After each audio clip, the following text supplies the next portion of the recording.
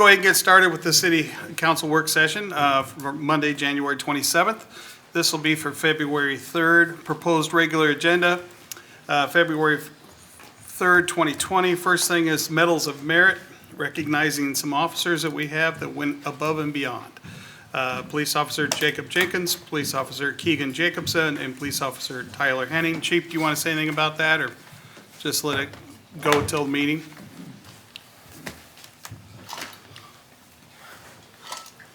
I believe it's a short presentation by me giving them, honoring them with the medals of merit, and I'll have my program laid out just at that time. so. Okay. And while you're up there, we also have a proclamation for the Officer of the Year, Police Officer Tyler Henning. So Yeah, and you should have the proclamation there to be read, and then the presentation up here by you, the council, to him. He's been recognized at our department already, so we'll let you do that as the council. Looking forward to both of those. Thank you. Thank you, sir. Number 3 would be a motion for a final adoption of the ordinance amending the mayor and the council compensation provisions for the City of Burlington, Iowa Code of Ordinances. Jim? So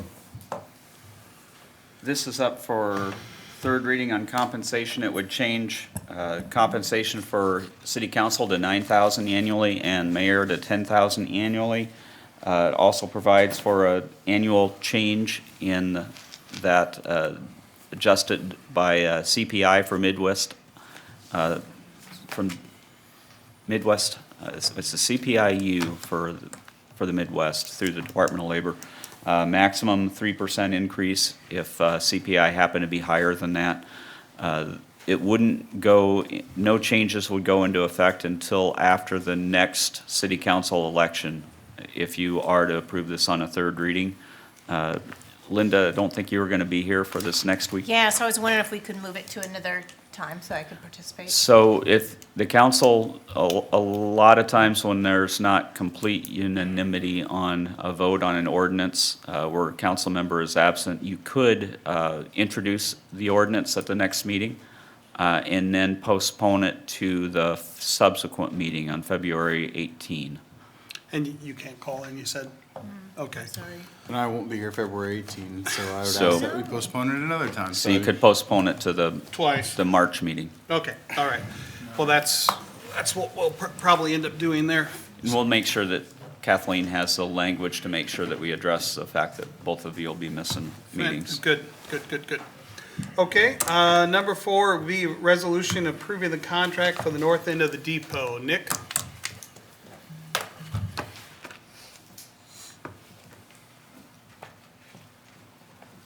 This resolution here is a kind of a carryover from the previous week for the work at the north end of the depot. This work involved filling in the floors and making it functional for a potential use by the senior center group.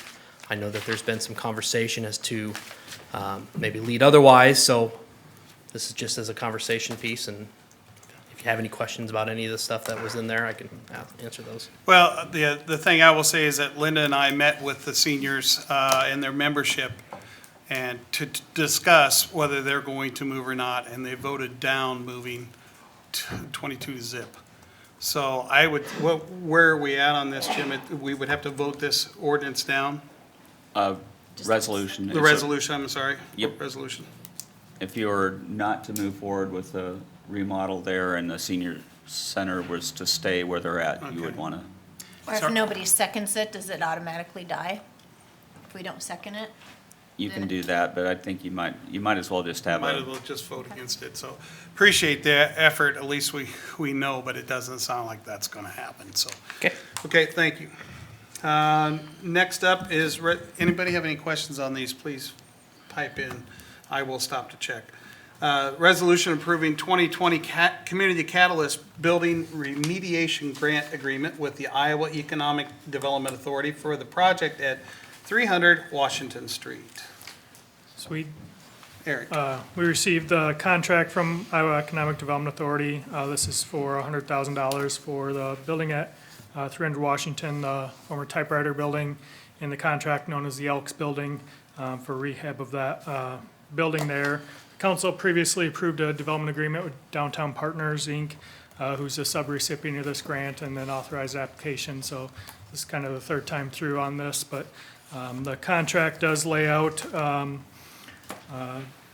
project completion date of January 20th, 2022. It's for $100,000 and intended to rehab that project there. They stated no funds could be expended until the contract is signed and returned to IEDA. If Steve Freebird as Downtown Partners has anything to add or on the actual project? Hi, there was some discussion back and forth with IEDA about whether work could start when the grant award letter was received, which we got, I think, was it last Monday? I think we Yeah, got it. yep. Or if it's when the contract is executed. And Jim, in his wisdom, said, I would wait until the contract is executed. So once we get that, presumably passed by council next Monday, sent back to IEDA for Debbie Durham's signature, then we can finally get work started. And remind me, we are, this is a pass-through, we are, This is a pass-through, Protected. and you had the development agreement that you just approved at the last meeting with DPI, which was relying on the letter of credit that they had from the bank. Right. Two Rivers, It was the lead bank, yes. for holding us harmless if they aren't able to sell the building on the 100,000, so, yes. okay. Anybody have any questions? All right, thank you, Steve. Steve. Next, proposed consent agenda. Resolution approving the final acceptance and release of retention monies for the 2019 Aspen and Dill reconstruction project. This resolution would close out the Aspen and Dill project. This project was a full depth reconstruction. It was the original contract price was $662,777. There were some quantity adjustments, and then you saw a change order, I think, as well, in the 60,000 bracket each, bringing the final price of the construction to $786,724. With engineering, that brings that project to $896,000. In there, in the memo, you see $721,000 budgeted. I think that was Jesse's estimate. The budget number that is for that account number that was used is the RR&R, the Reconstruction, Rehab, and Resurfacing Program, and that carried a $1.6 million total budget. So it's general obligation fund money that uses to pay for that. So I don't know maybe why he would have put the $721,000. I think that was his estimate walking into it. So you notice that there's a final pay of $0. There was some conversation towards the end about what monies are to go out, and so you see $0 going out, and then the release of retentions in 30 days, so. Okay. Anybody have any questions? Thanks, Nick. Number 2 is resolution approving nuisance abatements for various properties. Any questions on those? Anything need to be addressed, Eric? Nope. Nope. Number 3 is a resolution approving the purchase of a commercial dishwasher for lab glassware from Midland Scientific Inc. of Nebraska. Mr. Fitting, do you have anything to add to that besides what's in the packet? Does anybody have any questions on that? Sounds like it's needed. Did you have anything? You had to look like, okay. You Moving just- on. You just stopped him from talking. I stopped him. Well, see? I'm We gonna just take saved that. 30 minutes, ladies and gentlemen. I'm gonna take that as a, no, I'm just kidding. All right, number 4 is resolution approving lease agreement with the Des Moines County Historical Society for the Hawkeye Log Cabin in Crapo Park. Mr. Tisland. Yeah, was brought forward to council last fall. They did not want to move forward at that time because there was some roof repair needed and they did not have funds. The roof has been repaired. There's some funds through the Crapo Park Foundation, and Heritage Trust had some in-kind contribution and then some funds out of the parks budget. They had requested a 2-year lease. As noted in the lease agreement, need to change that to March 1st, 2022. It says 2020, so we'll make that correction. But they wanted a 2-year lease. Essentially just allows them to operate the Hawkeye Log Cabin. If there are any future repairs needed, there'd be discussion at that time between the society and city whether they can continue to operate or if there's funds available to rehab. But this was going to their board for consideration as well, but follows basically what they had laid out and requested previously, so. And our thanks go to them for also facilitating the repair of the Yeah. roof, so. Looks good. Anybody have any questions on that? No? All right, moving on. Number 5 is resolution approving docking agreement with American Queen Steamboat Company.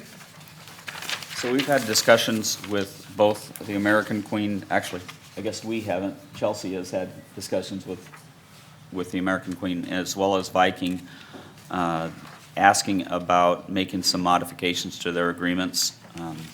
What you'll see here, in here is a basic agreement. It talks about any entities that have a contractual arrangement with us would have a preferred docking arrangement with us.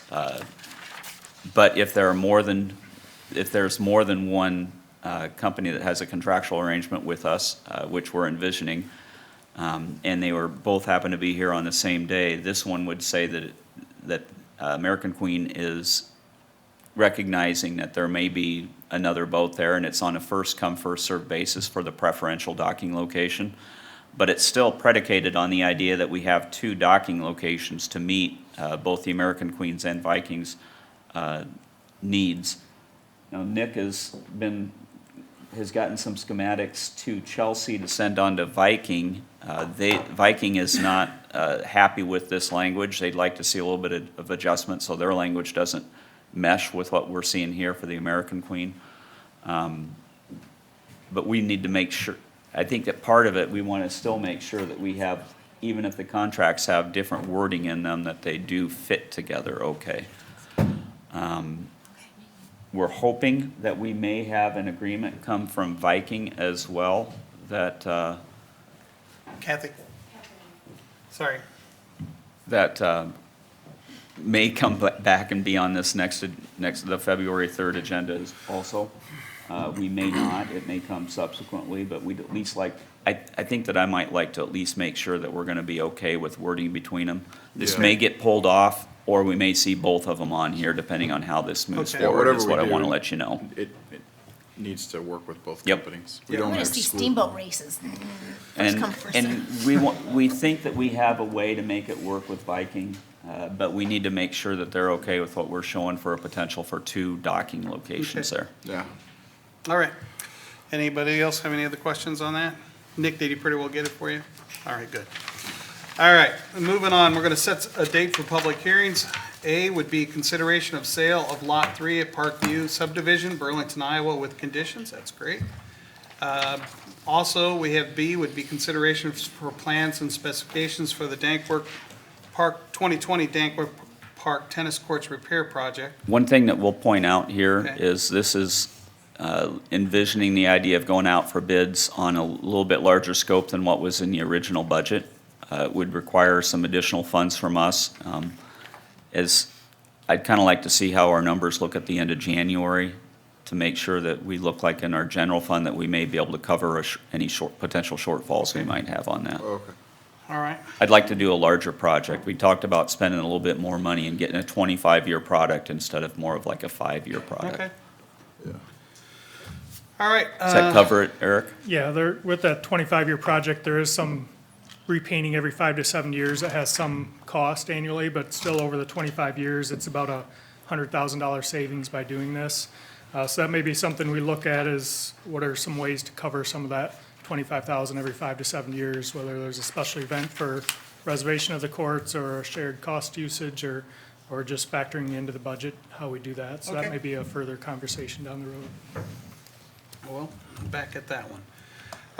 C would be consideration for fiscal year 2021 maximum property tax dollars for the city of Burlington. Did you have anything on that? No, we're, well, this is we have to do now 2 public hearings when it comes to the budget. This will be the first one that we're required to hold.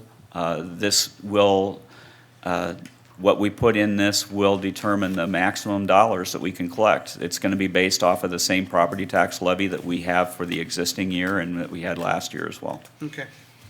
Questions? No? D is consideration for urban renewal amendment. These next 2, both the urban renewal amendment and the development agreement are both associated with Merge's proposal on the former PD building when it involves TIF financing, we have to amend the plan itself to incorporate the use of TIF funds as a project.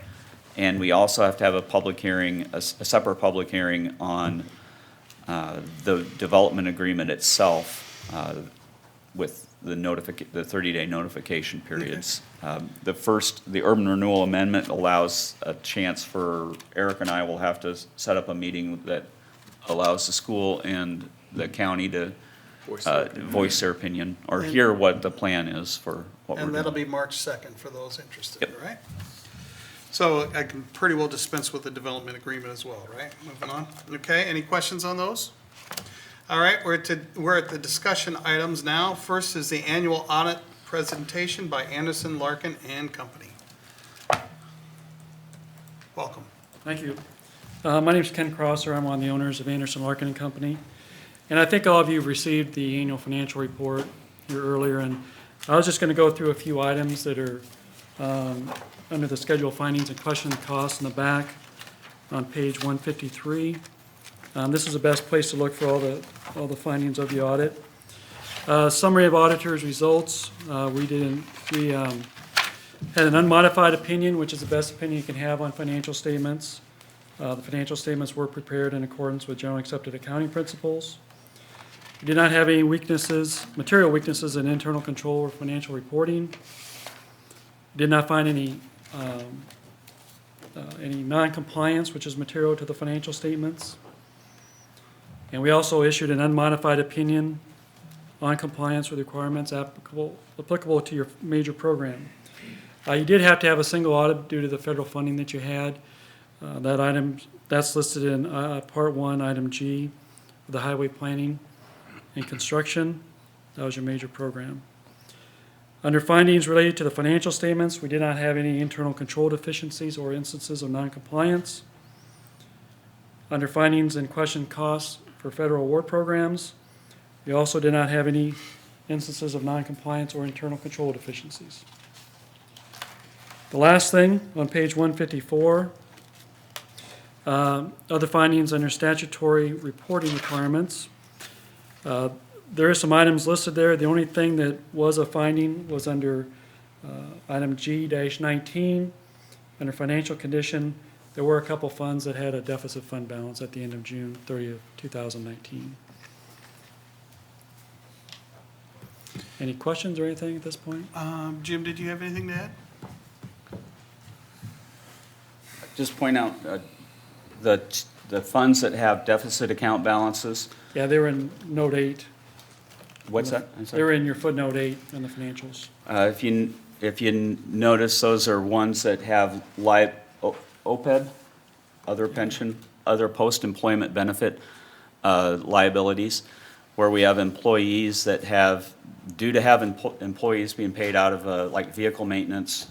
Which funds specifically is it? Property maintenance and safety. Those are ones where we have personnel, but we don't have any assets. So when you have when you have to book a liability for future potential costs associated with employees, there's nothing to balance it out. Okay. On a cash basis, we don't have a deficit, but we do when you show the deferred. Okay.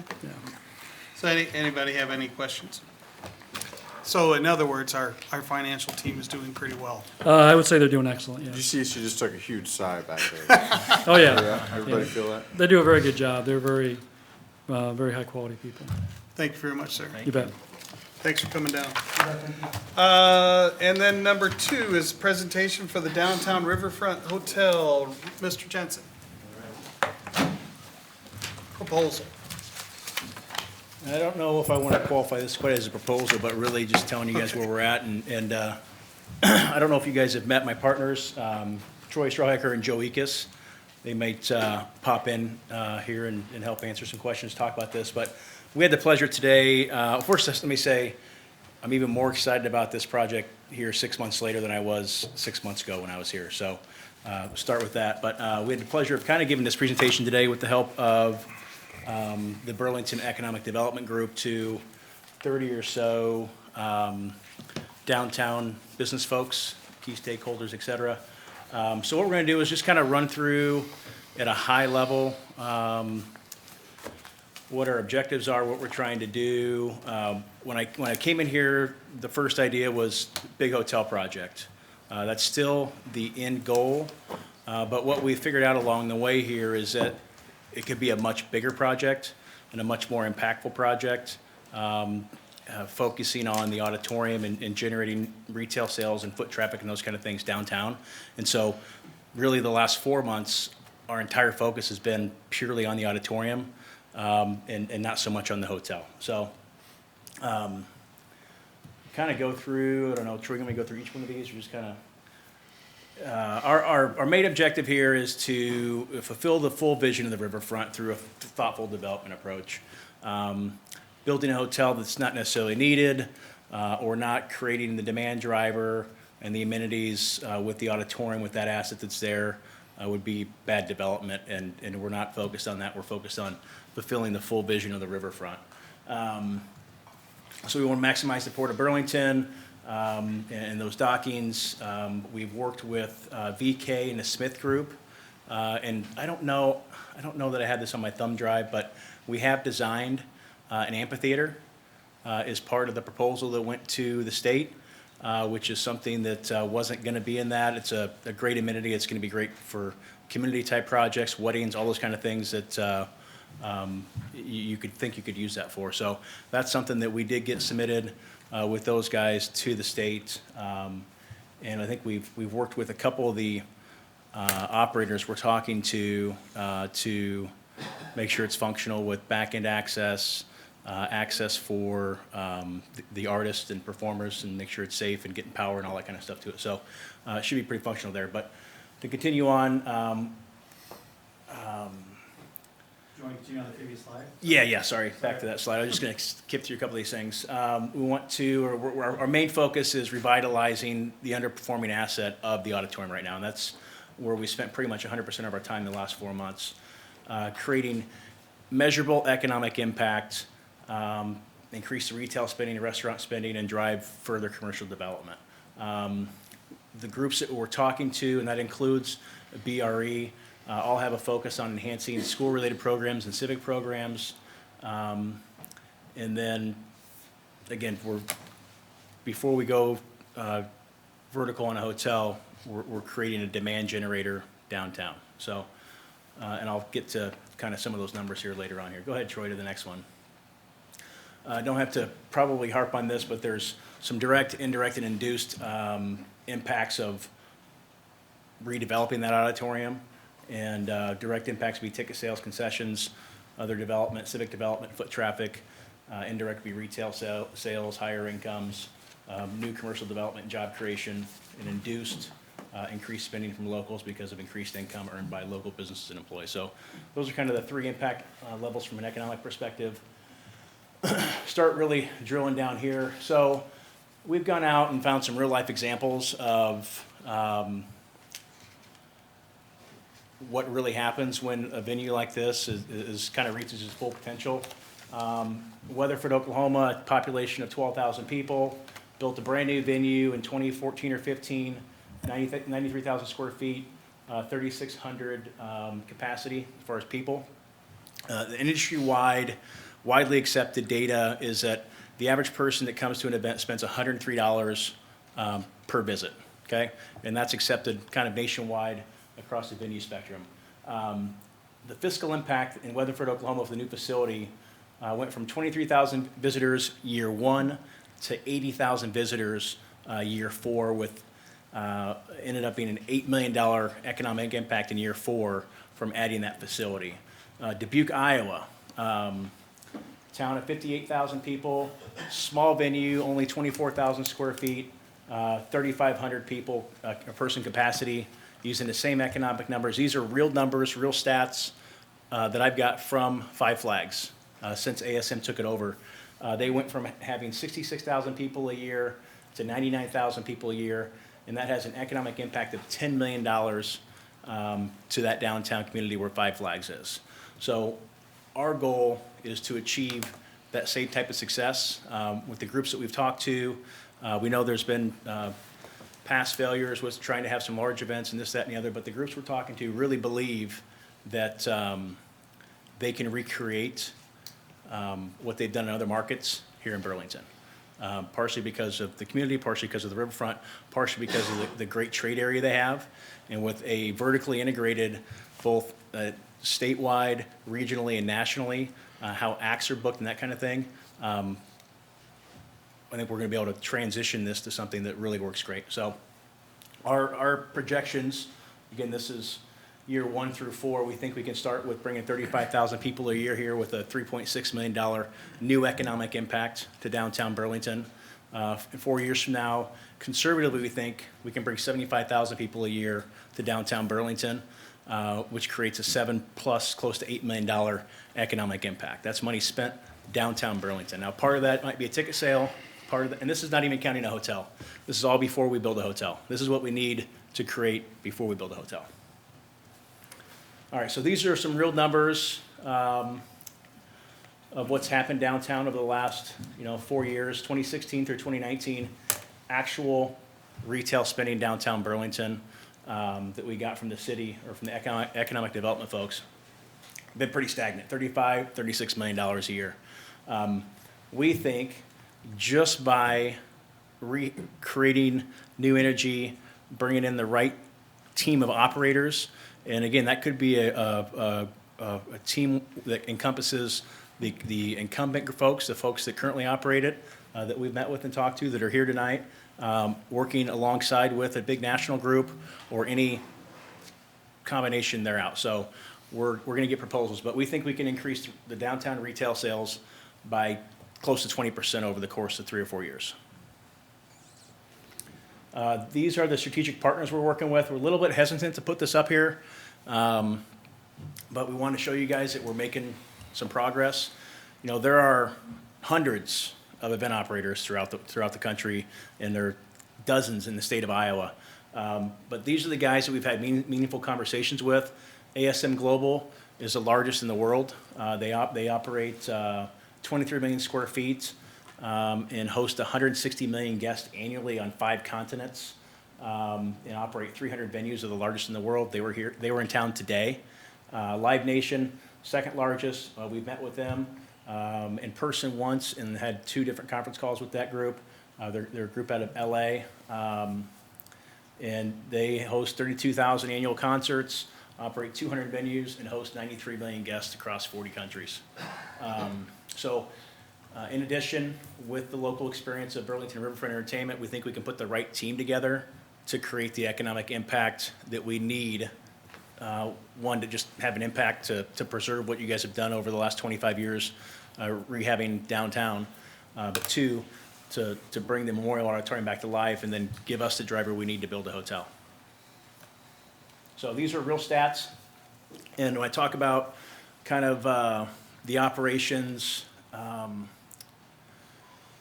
of what the facility's currently doing, I want you to think about the number of days people are actually down there using the auditorium right now. It's 50, 60, 70 days a year, probably max. In Dubuque, they went from using the facility, they were already using it a lot, 231 days a year to 342 days a year. Now, we pipe into that vertical nationally and regionally integrated network, and imagine having 200 to 500 people downtown 250 days a year, what that does for your retail environment downtown, what that does for commercial development, residential living, all those things. So we're focused on the big picture. Yes, do we want to build a hotel?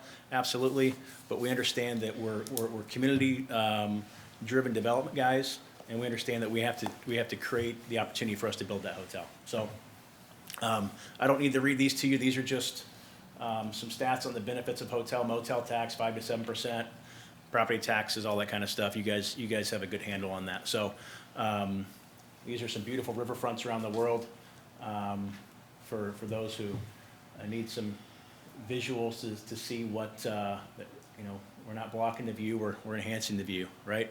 So that's kind of in a nutshell. I went through that really quick, but I know you guys other things on the agenda. I want you guys to know. One, we're asking for an extension of our development agreement to continue to pursue piecing together the operations, okay? We don't have an ask for you today. We don't know how much it's going to cost to rehab. the auditorium to the liking of whatever team we assemble. What we do know is we have groups that are interested in working with us to come and make this what we think it can be and what it should be. And so in the next, 6 to 12 months, we will come back to you guys, I mean, sooner than 12 months, but with a proposal of, hey, here's how much money we need, here's a subsidy we need from the city, here's what we need to rehab it, and here's the plan moving forward with the current operator or our new operator, whatever it is. So I'd like to answer any questions you guys have. I know there's some questions out there about the current lease that's in place and extending that. At least people have told me that you guys might have some questions on that. So in reading the lease, both parties have the right to, I guess, only 60 days notice to either terminate or extend the lease at the end. So as the lease kind of sits now, as it was thought out, 3 years ago when it was put together and executed by both the current operator and you guys, it was set up to be designed where it was a 60-day notice it was needed to be given. And so if you have questions on how we'd like to approach that, we can How talk long to you an about that. extension are you looking for? Well, our current agreement is 12 months. Okay. Or if we just go off the current development agreement. I think, we'd be open to shortening that up a little bit, understanding that these things take a lot of time. We're not gonna come to you with a hotel proposal in the next 12 months.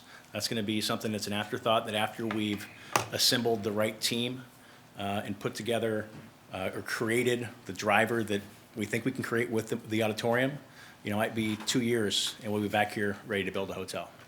When's the current 12-month agreement expire?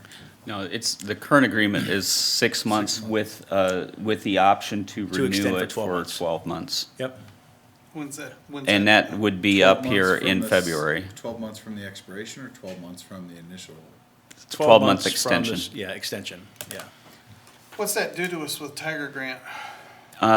Really, nothing. In terms of what he's looking at and what they're proposing, if a hotel were to go in place, it's multiple years down the road. It's not this part of the agreement. Okay. What's Yeah. it do for a budget session this cycle?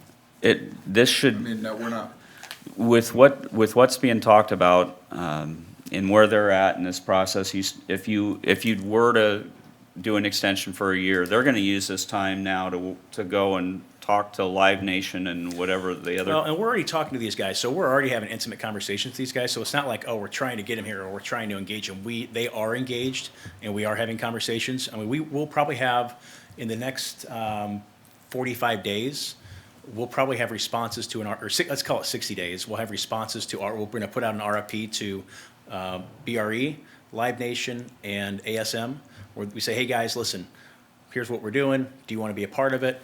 Give us a proposal on how you can work with us, how you think you can help us manage this facility and bring it to, basically create the vision that we have for it. And so that'll happen in the next probably 60 days or so, maybe 60 to 90 days.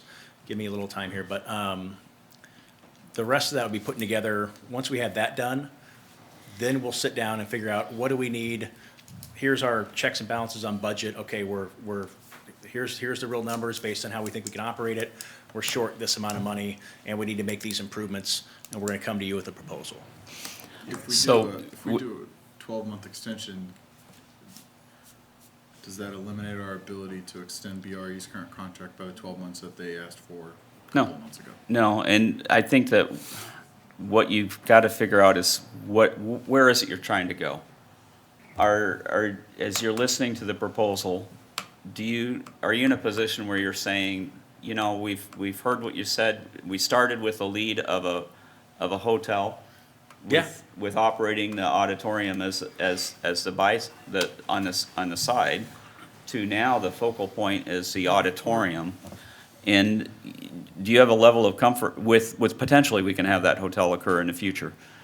With that, do you have that level of comfort that, hey, we're willing to continue to explore, because there's no commitment on this, on another year's development agreement? But doing it puts a little bit of consternation in here for BRE. Absolutely. So you have to, if you are in a position where you're saying, we don't want to look at this concept at all, we're just comfortable working with BRE, you do BRE.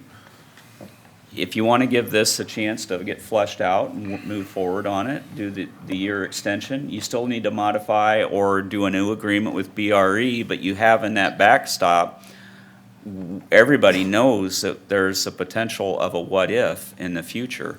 Does it impact this next year's budget? I suspect no. I'm thinking that the way the timing on this is working, that this is really a June 30, 2021 at the earliest transition. Yeah. Just given the timing dynamics of this. It may be off from that, but I don't think it's going to be tremendously off from that. And I'll add, I mean, the current lease in place allows the current agreement with BRE to be terminated on notice with 120 days notice effective after the current lease expiration. But to renew the lease or extend the lease, it's only required 60 days notice. So I'm not sure that it's even the appropriate time yet to renegotiate a new lease with BRE. At the same time, I also want you to understand that we think BRE brings in a tremendous amount of value to what we're trying to do here. And we've talked to them. Nobody's trying to cut those guys out of a deal. If we do bring in ASM or a global operator to come in and do this facility, they're going to hire the best employees that BRE has to offer currently. So maybe they have a job that now allows them upside where they can move up within a global company. So I want you guys to think bigger picture here besides, oh, are we going to lose our operator? And on top of that, any bookings, so let's say BRE continues to operate through the end of the year, or July or August, we make a change and say, hey, listen, ASM's coming in, we negotiate an agreement with you guys, everything works, it's hunky-dory, they hire BRE to continue doing production stuff and do all the lights and that sound and that kind of thing. All the bookings that they did, if they do bookings into 2021 or whatever, whenever this would take place, are all gonna be honored by whoever that new operator is, whether it's ASM Live Nation or whether it's BRE that continues to operate. And again, they're gonna have a chance to submit a proposal to us to continue to operate. So, I'd ask that that's in writing in whatever extension we do. oh, of course.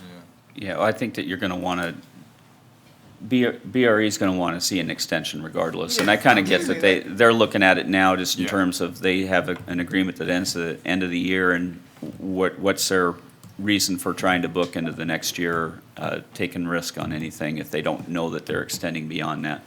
Which is a different part from Yeah. if something were to transition in the future, how everyone's made whole in that arrangement. But we will still need to move forward with BRE regardless. But you still have that decision. Is this something that you're wanting to move forward with pursuing, continuing to It's not look really- at this as an option? For me, there's not really enough info, because I'll be honest with you, if the ask is gonna be a bigger subsidy than we're giving BRE right now, probably not gonna happen for me. Well, and Just because of where we're at financially, I just don't see it, so. I don't know if I like it. There's no information. I mean, you've given me a bunch of details about what other organizations and cities and venues have done, which is great. But I have no idea what the ask is, so I Yeah. don't know whether or not. Well, I'm asking for an extension so I can create that. I mean, I think that we had some comments today in our meeting with all the some of the downtown folks, like, well, we tried to call those guys, 4 years ago. How come nobody got them to the table? Developers do a certain thing and they put pieces of puzzles together, right? And so we learned, although, again, our end goal is to build a hotel here, right? That's what we want to do. But we learned to be an efficient, community-minded developers. First, sometimes we have to solve a problem, okay? And the problem is the auditorium is not doing what it should be. Now, has BRE had a perfectly fair chance at it? No, because it's been flooded and they've had some issues, whatever else. So we totally get that. We're not saying BRE sucks. We're just saying that you guys, I think you'd be, I don't know how I want to say this, but it could be missing out on a really big opportunity here. BRE is great, but a company that operates on 5 continents, you can't tell me if we can't put that team together, couldn't bring events to Burlington 200 days a year. And what does that do? This is a much bigger picture than us even wanting to build a hotel. This is stabilizing all the $100 million you guys have put into downtown in the last 25 years, right? That's all. If you don't create a driver, you don't get people to downtown Burlington to spend money, that's all going to slowly deteriorate, right? I mean, I'm okay with giving you guys more time as long as whatever we're doing isn't handicapped in BRE in the process. Yeah. So I think that's fair. My name's Troy Strawhecker. I'm one of the developers with Ryan from Des Moines. And Councilman Billups, my neighbor is Joe Steer. He apologizes for all the times he misdelivered your newspaper when he was a kid. Apparently, he grew up here. I was going to add to Ryan's, thinking about all the redevelopment agreements we've been a part of. During this time, I think what we've learned in the last 5 months is that there's a tremendous opportunity here to maximize this asset that you've had, and that we found a couple of relevant white paper examples to compare it to in Weatherford, Oklahoma, and up in Dubuque. So the time that we're asking for, I think, is to formulate a strategy that you would still have to approve. So I think the time that we're asking for is non-obligatory, other than the time frame within which to do it. And in sitting here listening, the concurrence of the timeline from the redevelopment agreement and the agreement with BRE are, I agree with you, they're mutually exclusive, and you do what you have to do to extend that. We just think we need more time to present to you at some point in the time, here's some proposals, what do you think? And you would still have to vote on it. So I think we're just asking for the amount of time to come back with meaningful data. So I don't think it's obligatory other than the timeline within which us to have the control to bring this to you. So I guess that was a clarification I wanted to bring. We're always willing to listen, of course. We didn't want you to get so wrapped up in the project that that if we said no, that it would. Yeah, it makes sense. So we didn't want you to waste effort. If you're going to put the effort towards it, of course we're going to listen. But I wanted to prepare you for the eventuality that we could still say no. Sure. So that's kind of, I think, where we're coming from. Yeah, it's good guidance. So it's just a reinforcement that whatever we propose is going to have to make sense, and that there's not an endless bucket of subsidies that don't lead to some smart investment for the city. So, These gentlemen have a proven track record. I think we would be amiss if we were to dismiss them. I mean, I really liked what I heard you saying, things like fulfill the full vision of the riverfront, revitalize underutilized Memorial Auditorium, add life back to the auditorium, tremendous opportunity to maximize our assets. I really think it's in our best interest to extend and hear them out. And when they bring BRE on as staff, double their salary. Because they do a great job. And we are growing the downtown. We've had that Tiger grant, so it would be a perfect time to continue to grow. It's just, We just don't have any, I'm okay with the extension, we just don't have any facts or figures in there to really even gauge my interest level, to be honest with you, so. That's where I'm at. I agree with you, Matt. And so the extension's fine. In the meantime, I would say we need to hammer out at least a one-year extension with BRE. Mike, you're here. Did you want to come up front? When do you start booking for the following year? So for the real, probably March. I mean, we have started, weddings come in, we're already booking for 2021. Civic Music has already booked their season next year. So, we're already into 21, if being realistic about it. Some of our bigger events, we're finishing up this year and we'll start moving into 21 probably by March. So So what we're kind of looking at is to see if we can't get some thoughts to the council for Thursday in terms of what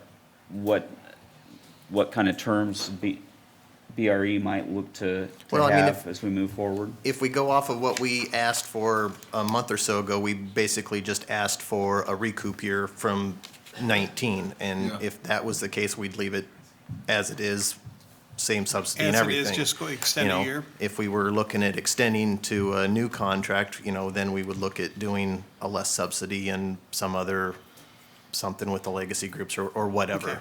Okay. This budget process affects half of that year. Yeah. I have to say, I have full confidence in BRE. Thank you. I've been down there to a lot of events and enjoyed it. You guys have had a rough year with the weather. I know you guys want to look at other options, and I hear that. But I'm to the point that I would be fine with giving BRE the multi-year contract and moving on. I'm all about improving our riverfront, whether it's hotel and with working with these folks. I want the best for down there, and I just don't want to be left sitting here with not knowing where we're doing and not be able to do anything, and then 21 come around and we don't have anything booked because we were sitting around waiting.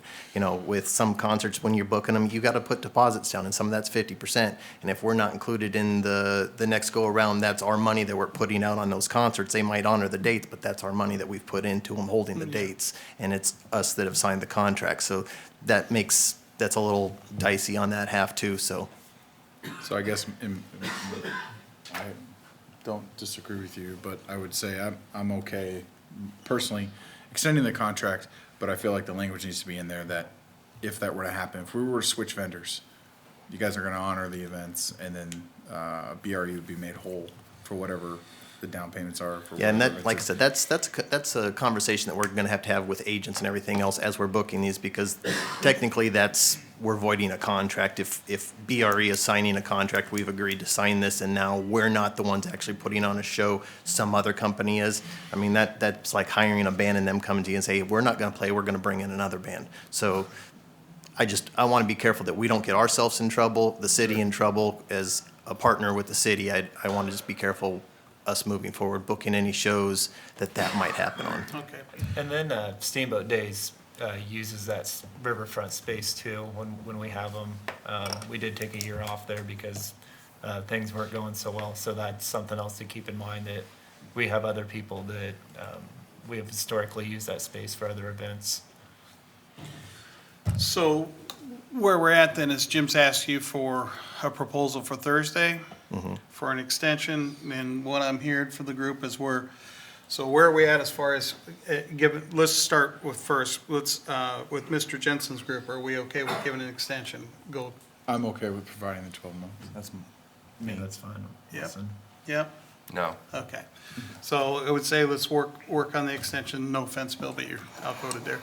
And then 2 would be the work on an extension with BRE, so you can plan on what you're doing, and get with that, and we'll work with you. So are we going with the just extension as a replacement for last year, or do you want us to do a extension for a multi-year thing with lessened subsidy and so on and so forth?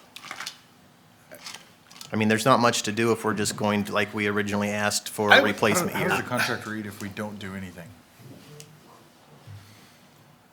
I'd have to go and look at it. I haven't read it to see if it has I would say that I don't think it's an automatic where I renewal. would It's be not at, I with- don't think so, but where I would be at on it would be a 1-year extension. So that way, everything's status quo. That gives the developer a chance to proposal and also to work with you, so everybody's not in a rush. Sure. And then we can look at it. Okay. That's what I would say. How do you feel about that, guys? that's it. Yeah, well, ask. No, I don't think I have a problem with that. Okay. So, if something bigger would come along that you'd want to do, like, could we do another extension? Like, if he knows there's an event that's in the future that, like, we wouldn't want to pass up on, would that be a possibility that we could? I think the biggest problem, though, that we could run into if we redo the contract is elimination of the 60-day language, which I think Mr. Jensen already alluded to. Okay. So. Well, Yeah, I think it's and 120 days. the trade-off It is, goes to 120 if we renew the contract. the trade-off is we're not lessening the subsidy. So that's the trade-off at this point in time. Right. So you get a little, we get a little, we still work together. You gotta remember though, correct? it's gonna take up half of what the budget year that we're talking about right That's now. true. So anything Yeah. we talk about can't include, Yeah, reductions. So Okay. keep that in mind. okay. Are we just go down the board? Are we okay with looking at an extension with BRE then, to allow time? I'd like to get the next 2 budget meetings over with first, Okay, before we can commit to that. Yeah, I'm okay with it. That's my thoughts. Yeah, I think they're doing a good job, just ran into some weather difficulties. yeah.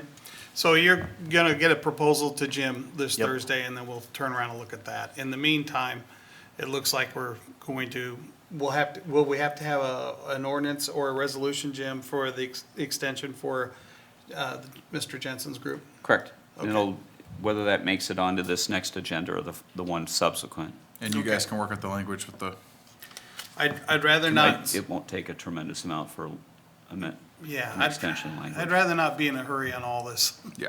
You know, that's not good, so, I appreciate you guys keep working on it. okay. Haven't given up. All right. Any other questions on that? We're all done with that. Next would be appointments. Thank you, gentlemen, and both groups. Good. Yes, next would be appointments. Linda, you So we've want to got read those? three appointments. We've got the Tree Advisory Board. Terms for Commission member David Hazel and Robert Walker expired. So they both are requested to be back again, so we welcome them. The Human Rights Commission, Unity Litton resigned, and Bob Fleming has expressed interest in taking her spot and serving on this commission. So we look forward to him fulfilling that term. And the Renewable Energy Commission, Crystal Whitaker has not, been fulfilling that duty, so Kirsten Bob has expressed interest in serving on this commission. So I assume we met our balance requirements on these? Okay. Everybody all right with those appointments? Any Yeah. thoughts? Good. Okay, anything else from staff for future discussion? Oh, sorry, treasurer's report. I accidentally crossed you out. And then class, here, I'll give this for the mayor. Class of '87, the second best class. Class of '80 was best. No offense. Yes, I did. Sorry. That's okay. For the two new members, when you look at the treasurer's report, there are some funds that look like they have deficit balances, and I will say that the golf course and recplex are behind, but most of the other ones are project related, and so those are timing issues normally, and our internal service funds like property maintenance and vehicle maintenance, because we bill a month behind, if that makes sense. So just things that was things I wanted to point out. The first 2 pages is just the overall, all of our funds and the summaries, and the second page then is your capital projects, and those are the ones that have the timing. So we buy things, and if they're grants, we get reimbursed, or we have loans that we draw down on, funds that we draw down on. And then the last 2 pages are just revenues and expenditures on our cash basis, where we fall. We should be like at 50% right now because we're halfway through the year. Hotel motel, we're always a quarter behind just because of the timing of when we get the payments, so that will be under the 50% mark. A few other things, targeted jobs, that's dependent upon when we get the money from the companies that use that program. So that runs behind. So it runs behind too, and we don't always hit that percent. It just depends on what the companies do. Okay. And then the expenditure one of them that I'll point out is like city council. If you look at that one, that's a good one to look at. It's 65% instead of 50%, but that's because we pay our per capita dues to regional planning out of there. So that was paid all at one time, so that throws that off. So those are the things, I mean, there's nothing that's unusual in this to me. I just kind of wanted to give you a little explanation so you'd So know why maintenance we some- pay after the fact, but capital expenditures we plan for ahead of time. So Well, that I most of get. our grants are reimbursement basis, so we have to spend the money, Yeah. and then we ask for it, and then we have to wait for it to come Yeah, back to us. it all makes sense. So So- basically for Bill and Robert, as long as Annette says everything's okay, we're all right. If she Yes. comes up here with a panic look, then we're in trouble. Well, yeah. We're not gonna have that, though, hopefully, All right. so. Anybody else have any questions? Jim, did you have anything to add to the treasurer's report? All right. Then we will close the work session. Thank you, Annette. Close the work session and we'll move on. We'll take a quick 5-minute break and we'll move on to the I should have brought this. Budget. 45 minutes. budget. Yes, the budget Before I meeting. have to leave.